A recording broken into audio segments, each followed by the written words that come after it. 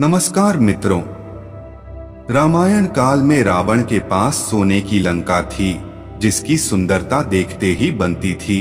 कहा जाता है कि रावण ने यह लंका अपने बड़े भाई कुबेर से बलपूर्वक छीन ली थी, लेकिन वह महल न तो रावण का था और न ही कुबेर का, बल्कि सोने की लंका का निर्माण महादेव और माता पार्वती ने कराया था। महादेव बहुत ही साधारण जीवन जीते थे, उन्हें किसी महल की आवश्यकता नहीं थी, लेकिन माता पार्वती को एक भवन की लालसा थी, क्योंकि सभी देवताओं के पास कोई न कोई निवास स्थान था। इसलिए वह अपने लिए भी एक सुंदर भवन चाहती थी। एक बार माता पार्वती ने भगवान विष्णु और माता लक्ष्मी को कैलाश पर्वत पर आमंत्रित किया था। कैलाश पर्वत पर जाने के पश्चात माता लक्ष्मी कैलाश की ठंड सहन नहीं कर पाईं और ठंड के कारण ठिठुरने लगी। तब माता लक्ष्मी ने माता पार्वती से कहा कि आप इतनी ठंडी हवाओं के बीच कैसे रहती हो? आपने एक राजकुमारी का जीवन जिया है। यह सुनकर माता पार्वती को दुहक हुआ। इसके बाद माता लक्ष्मी ने भगवान शिव और माता पार्वती को अपने घर यानी बैकुंठ धाम आने का निमंत्रण दिया।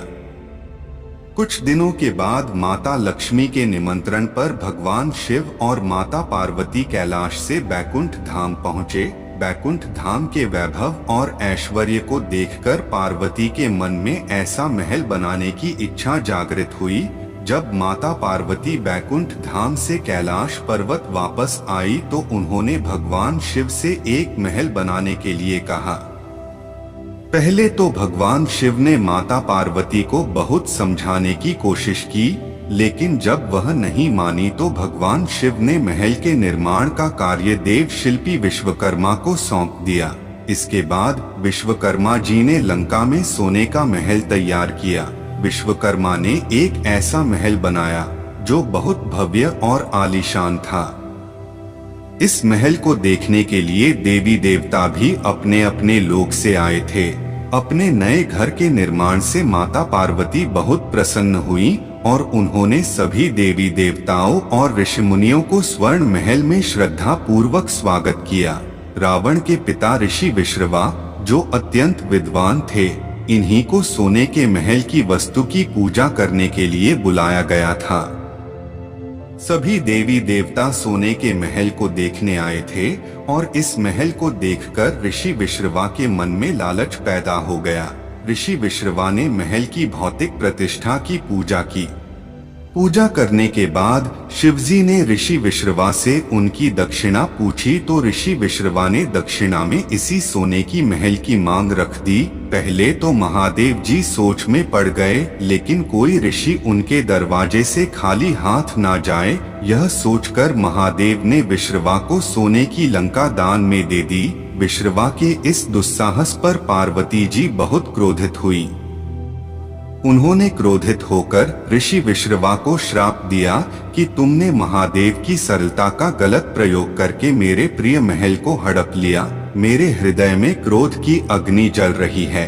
एक दिन महादेव के अंश से अवतार लेकर कोई देवता इस महल को जलाकर राख बना देगा और उसी दिन से तुम्हारे कुल का विनाश होना प्रारंभ हो जाएगा।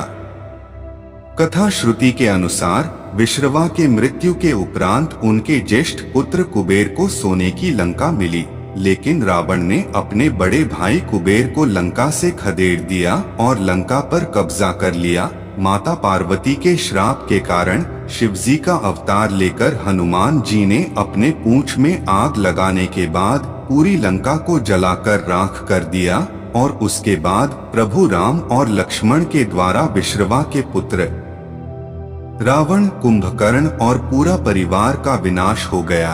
सिर्फ विभीषण बच गए क्योंकि वह प्रभु राम की शरण में थे।